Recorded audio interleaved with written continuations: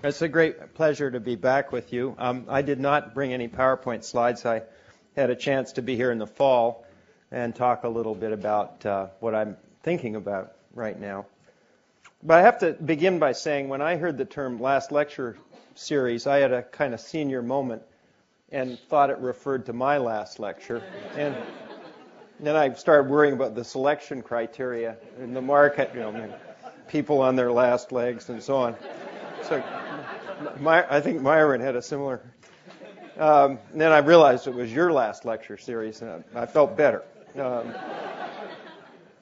I want to tell you one story. It's completely sort of an aside, I guess. But I had the great good fortune, just luck, to receive the Nobel Prize in the year that was the 100th anniversary of the Nobel Prizes. Not actually economics, which began in, I think, 1968, but all the rest of them.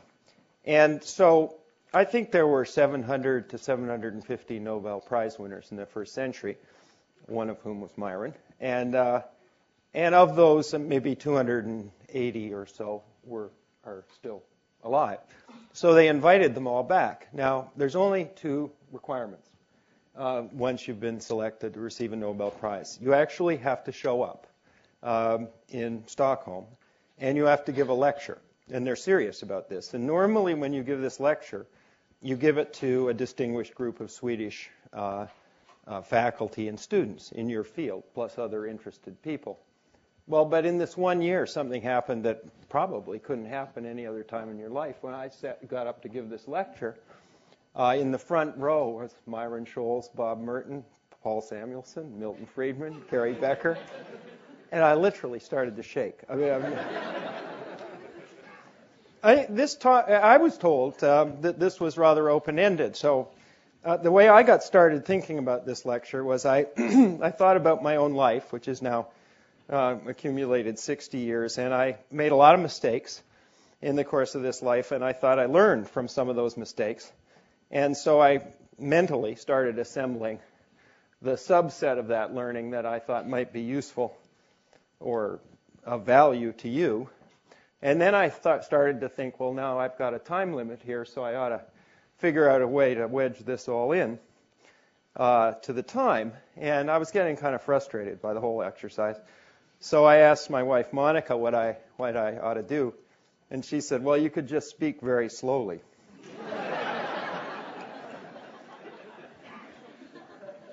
Let me be briefly autobiographical. I grew up in Canada. Actually, we both did. But Myron was a student, and I played ice hockey. And when I was 11, I played for a team called Ted's Pals. Ted actually existed. He is the worst hockey player I ever saw, just without question. But his parents owned the largest drugstore chain in Toronto, and they co-sponsored the team along with the Chicago Blackhawks.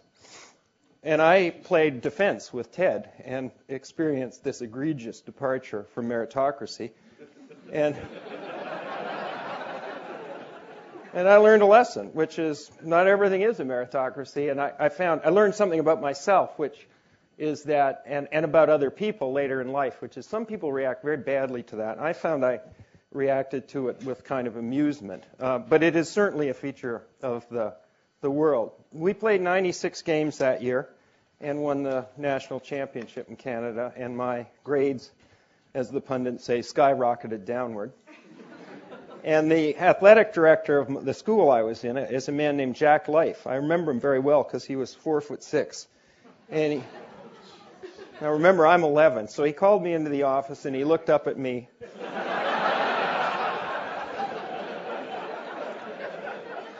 This is true.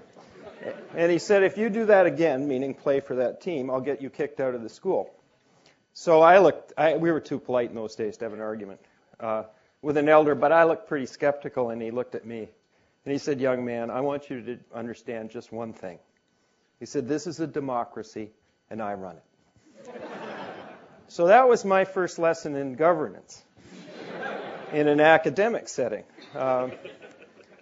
I moved on. I actually did become a better student and a worse defenseman, and have headed off to college at Princeton. where I think I was told later that I was the only known admissions mistake. They thought I could play hockey. It was great fun playing there. We were terrible. Well, maybe not just that. We weren't very good. But there wasn't much to do in Princeton on the weekends in those days. It wasn't co-ed. And we were the best. We were the best comedy show in town. For those of you who like baseball and history, we were the New York Mets of college hockey. We made hilarious mistakes and snatched defeat from the jaws of victory, mostly because we had a goalie who was a cross between a sieve and a funnel, depending on where the puck was going. So I eventually decided to try to become a teacher and scholar and had a wonderful time doing that. And then for reasons I've never fully understood, I ended up for a period of time in academic administration as a dean.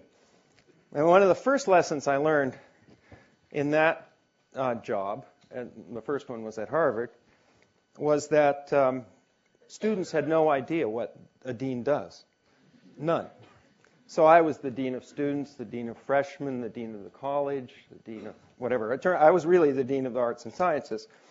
And when my wife and I got married, I told her what I had done at Harvard, and then I overheard her introducing me as the dean of arts and crafts.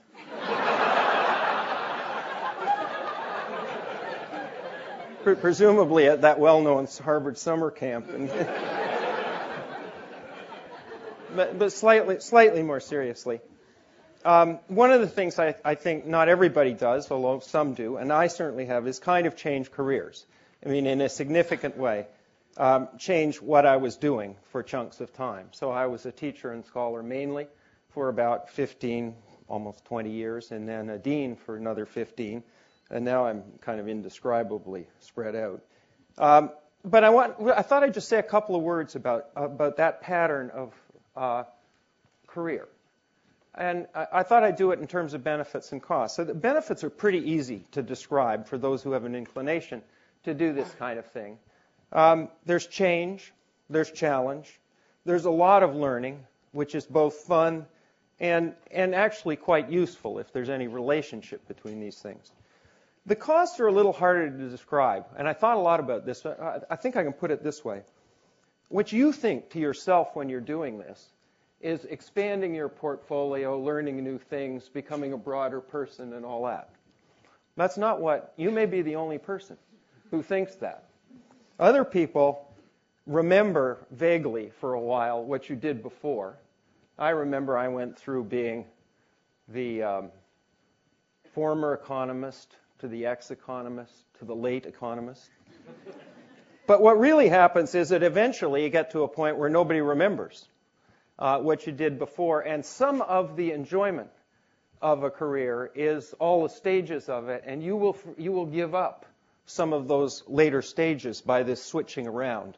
And I didn't realize this at the time. I was kind of consumed by the fun, the learning, the challenge, and to be honest, I wouldn't change any of it now, but I thought I would tell you that there are real costs associated with this hopping around. I don't think this is an occasion when one should hand out advice, and I will try to avoid it. The place where advice gets handed out in large quantities, of course, is at graduations, which many of you are going to experience in the near future. But I do want to tell you a story. Monica and I listened to the Prairie Home Companion a lot, and Garrison Keillor came on one day and said he was describing a graduation address that he gave at a high school in Minnesota several years ago.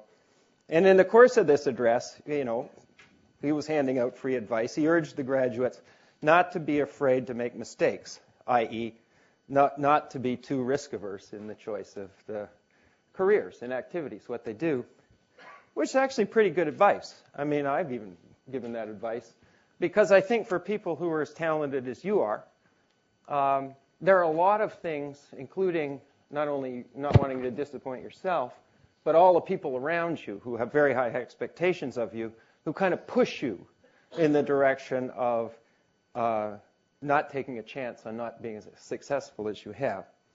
But be that as it may, anyway, he told these young people and not to be afraid to make mistakes. And a few years passed, and he learned quite by accident that a non-trivial fraction of that class ended up in jail for a variety of kinds of white-collar crimes.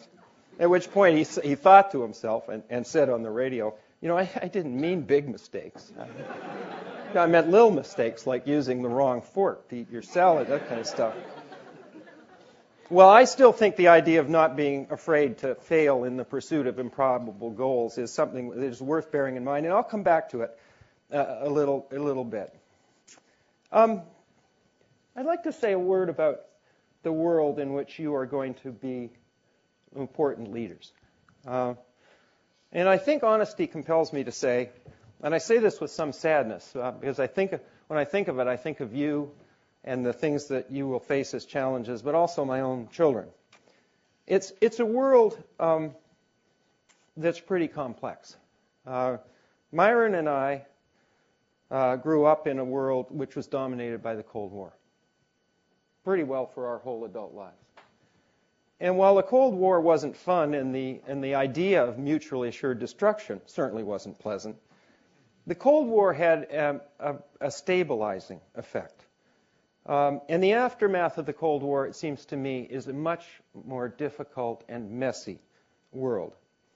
It, on the one hand, is a world of increasing connectedness, economically, and in terms of all this technology we're fascinated with, communication, ability to integrate markets, create new markets, integrate supply chains, change values of assets, intangible and tangible, all over the world. But it's also a world that's fragmenting in a particularly dangerous way, as I see it. And part of the reason for that is that there are increasingly apparent dramatic differences in income, wealth, health, education, and hope that are threatening to tear this world apart. I don't think anybody seriously argues that terrorism is caused by purely economic phenomena, deprivation. On the other hand, most people would agree that that where you have a world in which there are terrorist organizations surrounded by literally hundreds of millions of people who do not reasonably believe that their grandchildren and their children will have a chance to live with less deprivation than they have, that world is a fertile field for disaffection and violence and even terrorism. I view this as, at a kind of summary level, the great challenge that your generation is going to have to face head on. It's an incredibly hard set of problems. It's part economic, part political, part governance, part communication, and it will probably take the best that the human mind and spirit has to offer for more than one generation to make a big dent in this. And I wouldn't presume tonight to suggest how this should all come out. But it seems to me there are opportunities to make a big difference. There are leverage points. There are ways to think about it that are promising, even though the challenges are great. So I don't think of it as hopeless.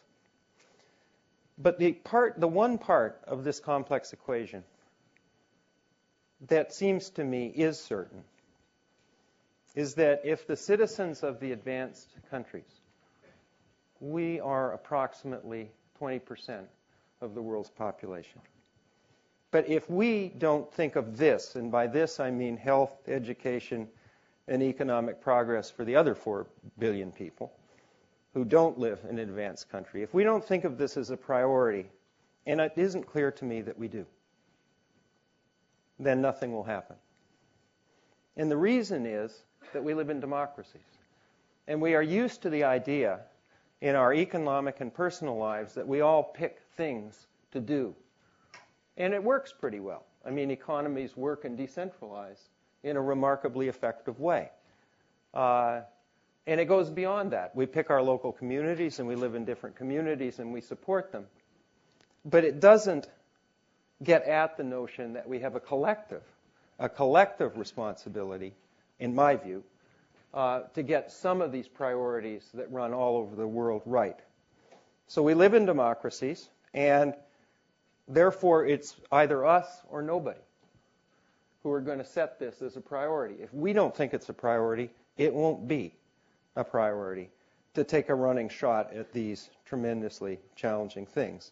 And to me, what that means is that over time, we have to imagine that the idea of citizenship will change somewhat, not dramatically. The way I think of it in quantitative terms is that the idea of citizenship becomes a little more expansive. It's an extension of it to the notion that it goes past our own borders. In America and in the GSP, we have a big advantage. We're, as a country, a collection of immigrants. We're two perfect examples of that. We have ties, family and other, all over the world. We are diverse. We have learned how to live together in a diverse way. And much of the same could be said as the mirror image in the wonderful school that you've been in. And in addition, we in America are uniquely in the position of having an enormous amount of military and economic power. So it seems to me that putting those two things together, we have a kind of natural leadership role that's been thrust upon us for a period of time. It won't last forever. And I think it's important. Now, let me be specific.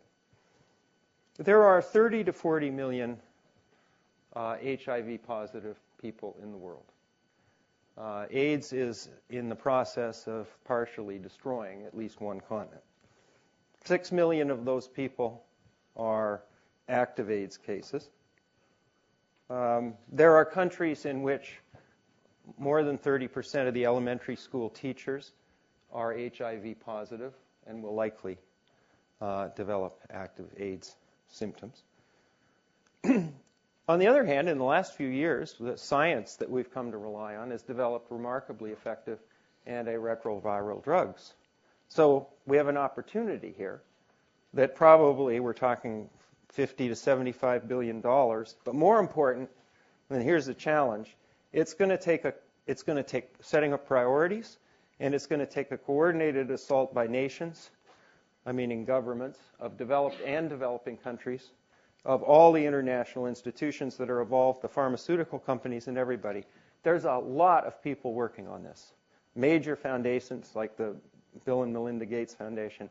But if you stand back from it and look, it's kind of stalled. We have not found a way in terms of global governance to get at this problem. Agriculture. The advanced countries have politically motivated, protectionist-oriented fights with each other. My image of international negotiations about agricultural subsidies and trade barriers is we first argue with Japan, and then we argue with Europe, and then the Europeans argue with each other. And Dave Brady and that whole group can explain to us why this happens. I understand and don't mean to be naive about it. But once again, that pattern of interference in open markets has its main effect in the developing countries, where probably 70% of the people are in agriculture, and these are barriers to supply-side adjustments to market conditions that have, I think by general agreement, large negative effects.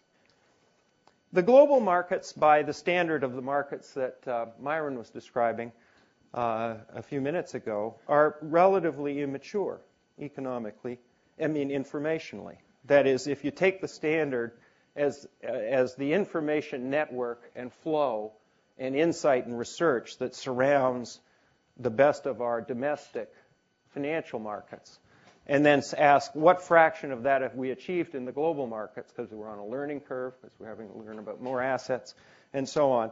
The answer is we're making big progress, but they are informationally immature. They are volatile as a result, and that volatility has caused considerable harm to people. And so the thing I want to say about this is a more general point, but this illustrates it. There's no theory that I know of that suggests that markets that have informational asymmetries that are serious, of the type we studied 30 years ago, or markets that are informationally immature, will work just fine in the absence of regulation.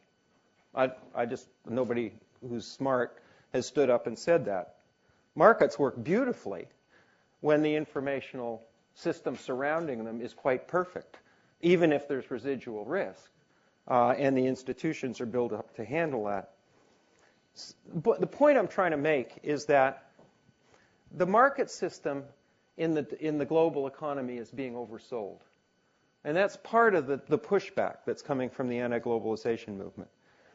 It's being oversold not because it's unimportant. Anybody who's a serious student of the experiments that were conducted in how to run an economy in the 20th century will realize that the market system won, and various forms of planned economies didn't. So nobody now would stand up and say you don't need a market system. Now, translated into scientific language, that means a market system is a necessary condition.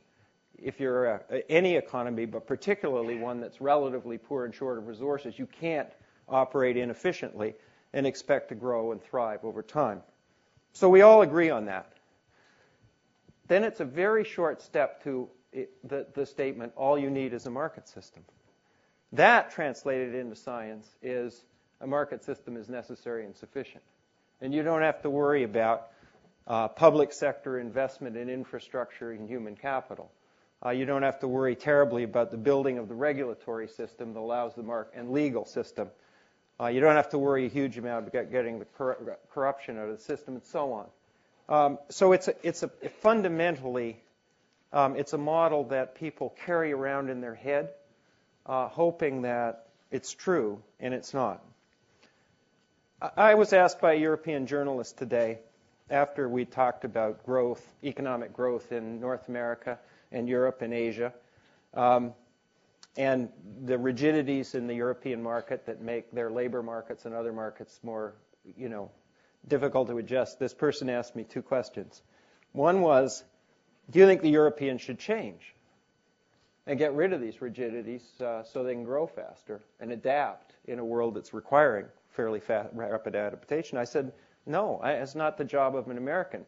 If you get rid of rigidities that are just totally unnecessary, then the answer is surely yes. Their pension systems are poorly constructed, for example. They've got people with defined benefits retiring at 57 with life expectancies of 80 plus years. I mean, it's financially impossible, and they can't stick with that. They'll have to go to a menu of options that looks something like a defined contribution system, so people have to do a calculation of how much income they want per year as they get older. But my real response is it's not for an American to tell Europeans how to make the choice between safety nets and protecting people and economic efficiency and growth. To the extent that's the issue, I can easily see why people would make a different choice than we have in America. And then this person said, are you optimistic or pessimistic about the global economy? And I did a typical academic thing. I paused, and then I said, I'm cautiously optimistic. And then I thought, that's pretty embarrassing. I better explain what that means. It just sounds like hedging of the worst kind rather than the good kind. What I mean is, I'm optimistic because I think we have the means to deal with the problems that I've waved my hands at that you understand, might describe differently. And I'm cautious because I'm not sure if we have the will. It's just that simple. So my uncertainty about the future is not whether we have a way to deal with these problems, however challenging they are, but whether we'll get organized to actually do something about it. Let me just conclude by saying a few words, because I wanted to leave some time for your questions rather than just go on, about stages in life. I actually think Shakespeare is right. There are stages in life. They're accompanied by gradual transitions. But the reason I say that is that I'd like to try to characterize the stage you're in. And I think of it as the period in your life in which your creative power is at its maximum. It's clearly associated, in my mind, with youth. That doesn't mean there aren't very creative people who are older. But there are reasons why this is the period in which you have the greatest capacity to create something new and to change the way people see or experience the world or even each other. First of all, you've got the energy.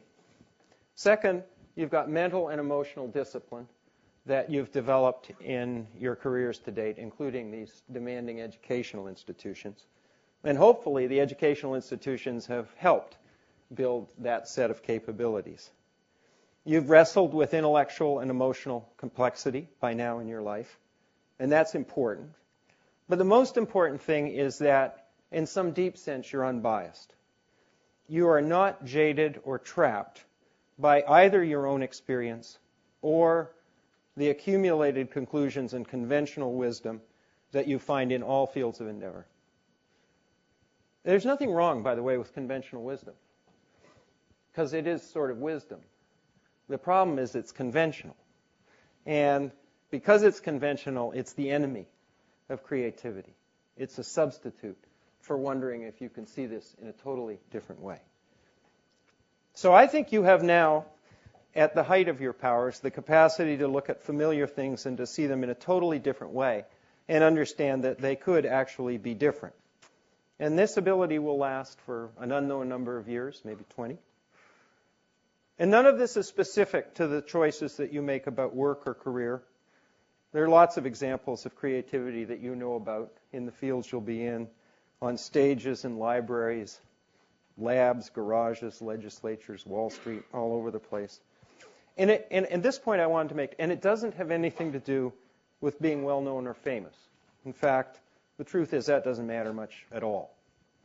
And there's nothing urgent about it, the way I think about it. You don't have to rush around and try to find something that you really want to do that's creatively different. It's just going to happen. Later in life, in addition to all the achievements you've piled up, you'll be good at lots of things as well. You'll have a lot of experience. You'll be wiser. You probably won't feel wiser. You'll be grandparents. You'll have led organizations. Lots of things. And all of that will be thrust upon you in a perfectly natural way. And it'll occupy, as it should, time and energy and emotional commitment. But it will also slowly take away from you the intensity of focus that you tend to have now, that you can't have later on with all these other demands on your time and energy. When I was a PhD student in economics, the conventional wisdom was, and I believe still is, that you should finish your coursework, take the general exams, pick a safe topic for your thesis, one that fits into a well-defined niche in a discipline, get it done, graduate, get a job, learn to teach, and then, finally, you can think about becoming creative and doing something original in your field. So I thought that didn't sound like much fun. So I ignored it. And I set out into largely uncharted territory in economics, the details of which don't matter for this purpose. And my advisors, very powerful and wonderful human beings, Ken Arrow, Tom Schelling, and Dick Zeckhauser, could have said to me, Mike, we really think this is awfully risky. And if they had, to be honest with you, they had the kind of stature and influence on me. If they had done that, I'm not sure to this day whether I would have tread out on a path or a road that was somewhat less traveled by. But they didn't say that. Instead, they said, just go give it a try. And so I guess what I'm trying to do by telling you this story today, in a very small way, is to do for you what they did for me. And that is this. When you stumble, and I use that word advisedly, on an idea, a vision, an opportunity, whatever it is that may change the way people see or understand or act or organize themselves and deal with the challenges and opportunities that we face, and I believe you will, and this is the only advice I'll hand out today, my advice would be just go for it. Thanks very much.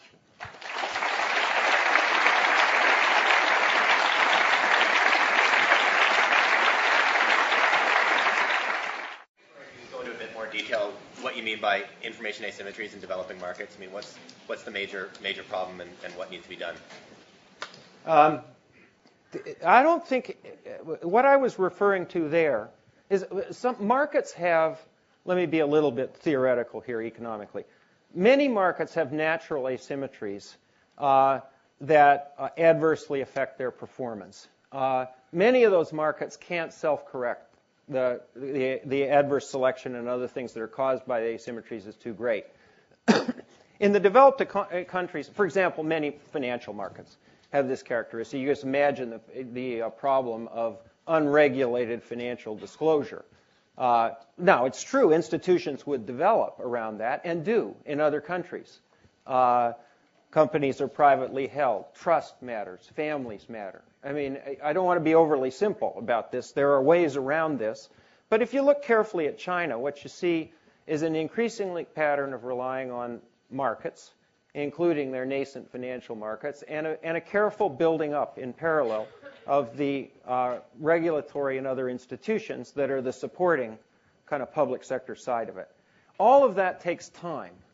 The other thing that takes time is for teams, if you like, or cohorts of investors who are used to focusing on specific domestic classes of assets, for those groups to become more broad in what they look at. I mean, let me describe it. So if we had a situation now in which investors in Europe and America knew as much about the financial structure and risk structure of Korean corporations as they do about American corporations, then some of the volatility we observed in 1998 wouldn't have occurred. And that is a combination of just human capital and investment in making these markets work with the informational underpinnings, and it's partly regulation and disclosure.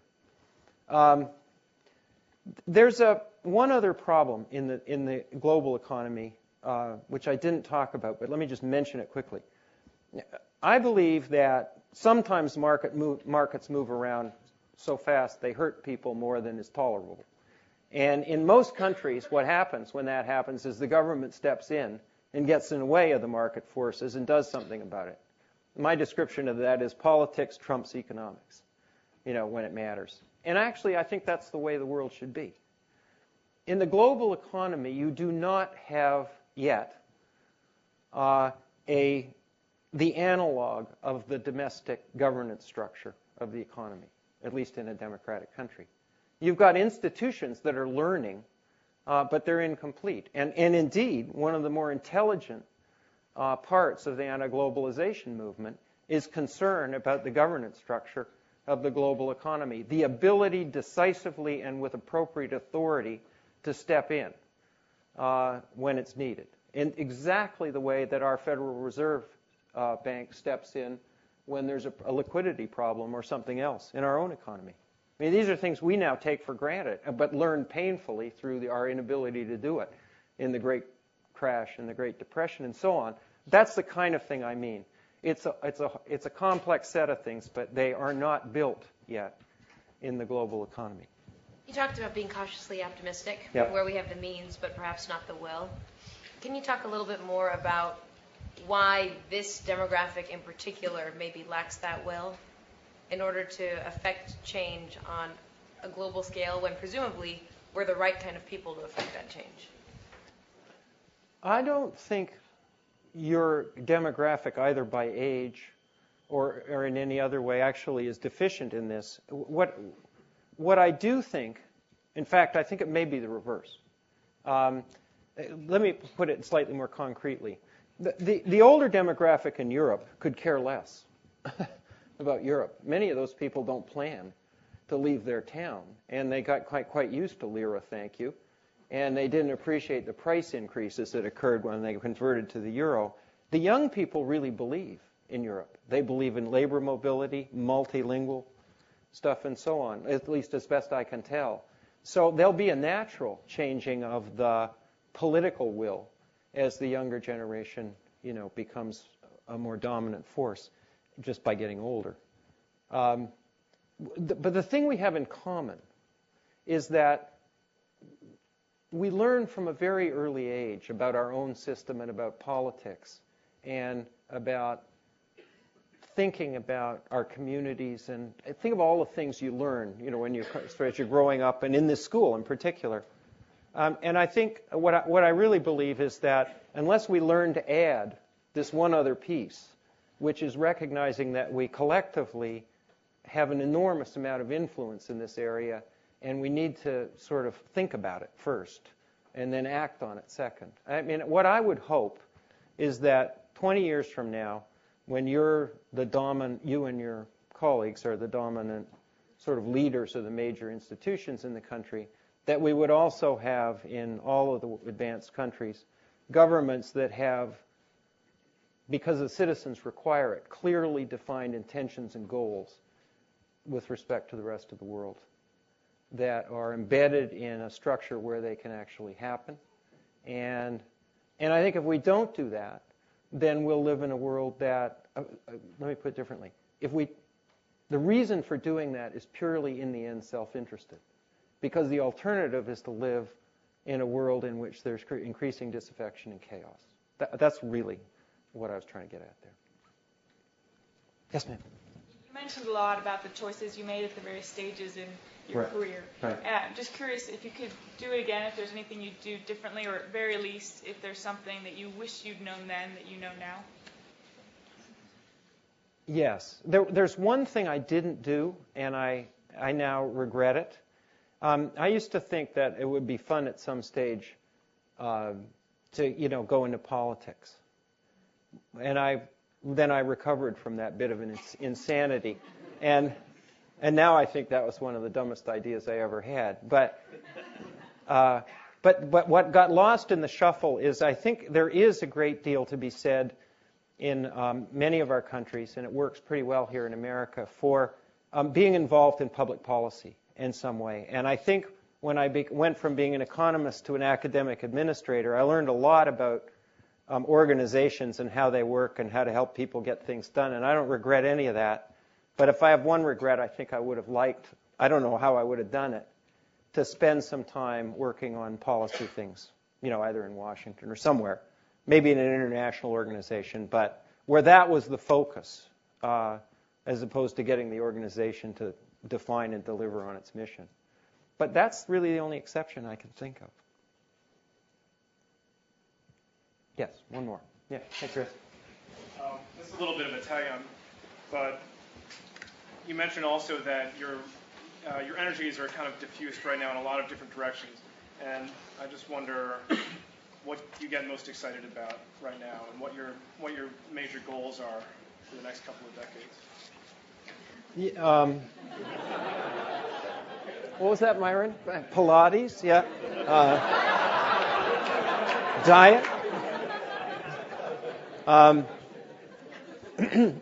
actually, that's a good question. I'm going back to economics. And I'm not sure, when you've done it when you're young and you're an applied theorist, there's some questions about what you're actually going to do.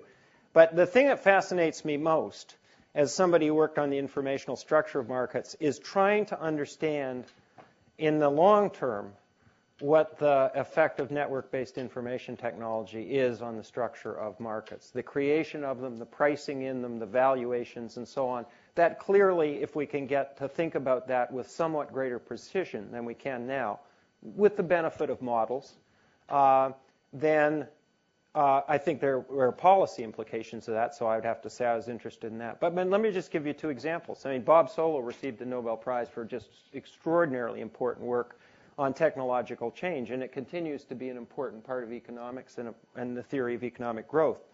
Technical change is modeled as operating on production functions, because in the context of economics at the time, that's perfectly natural. And that's not a crazy idea. It could be labor saving or capital saving or just operate overall. Well, I believe with this technology that we have technical change that operates on production functions to the extent that embedded in either companies or firms or larger units are what amount to transaction cost reductions that are just hidden in there in the function. But we also are experiencing change directly on transaction costs, visibly on transaction costs. And so we haven't modeled that yet, right? We haven't modeled change in trade patterns and absolute and relative prices that result not from changing the production functions, but changing the accessibility of the inputs and the production and processes together in various parts of the world to other parts. The second observation is, and this may be a little bit bogus, but if you look at the outsourcing of various kinds of information technology-related services to India and other countries, this may be the first time in which human capital or an input is directly an input to a production function of a service that's being delivered in another country. That's not the conventional supply chain. The conventional supply chain, which is usually when people are imaging, they're thinking about manufacturing. There's a production function over there. There's an economy with a vector of assets. That determines productivity and relative prices. They have a cost advantage. And then there are a bunch of other costs you have to incur, including some confusion and whatnot, in order to take advantage of that asset and then get the goods to the market where it needs to be.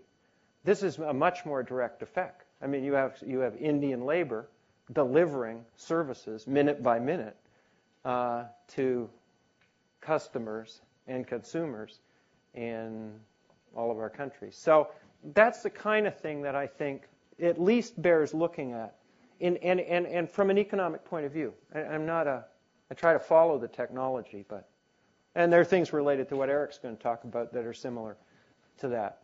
But anyway, that's a bit long-winded. That's where I'd like to be. About time? Thanks very much.